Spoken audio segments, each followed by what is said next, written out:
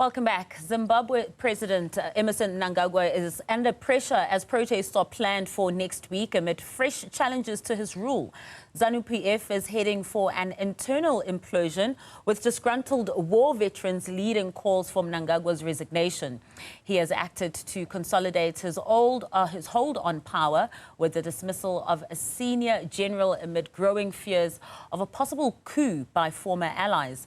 Mnangagwa, who took charge after a military coup that ousted longtime ruler Robert Mugabe in 2017, is facing growing dissent within his ZANU-PF party, which has ruled Zimbabwe since independence from Britain in 1980. ZANU-PF, within factions in ZANU-PF.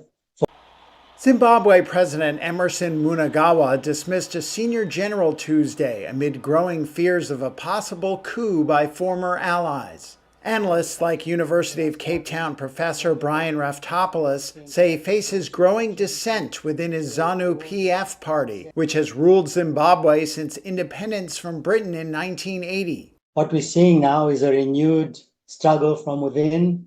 To President Mnangagwa so far in his attempt to continue in power, but that has definitely angered those who believe they legitimately must be coming into power and who believe that there's been breach of the agreements that they made in 2017 when they removed Robert Mugabe. For control of the ruling party. Mnangagwa took charge after a military coup that ousted longtime ruler Robert Mugabe in 2017. Some veterans of the South African country's War of Independence have called for countrywide protests on March 31st to force him to step down. They accuse Mnangagwa of deepening the country's economic crisis and plotting to extend his rule beyond 2028, when his second term is due to end, which Mnangagwa denies. Clearly, Mnangagwa is going to use very repressive means to stop it. A lot will also depend on people coming onto the streets.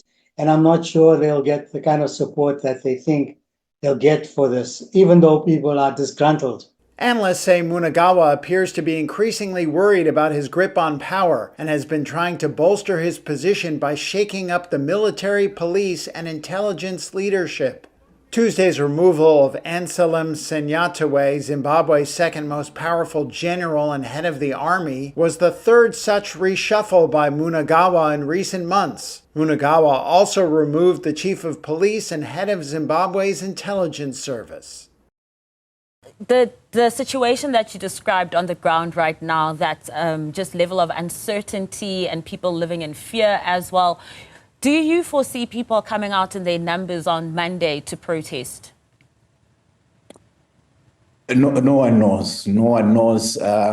Many people are aware this is a very delicate situation where probably it will depend on how the state security institutions respond. Many people are also aware that the ruling party and the government can at times, many times, respond with vicious force against protesters. We have called protesters labor movements. We have called protesters civic society, but this one is different because it's an internal ZANU-PF the infighting factional fights.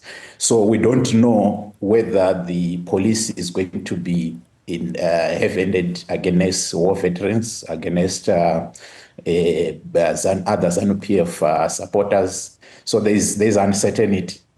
It may come out that people come out in numbers like witness in 2017. It may come out that people will generally take precautions and stay in their homes.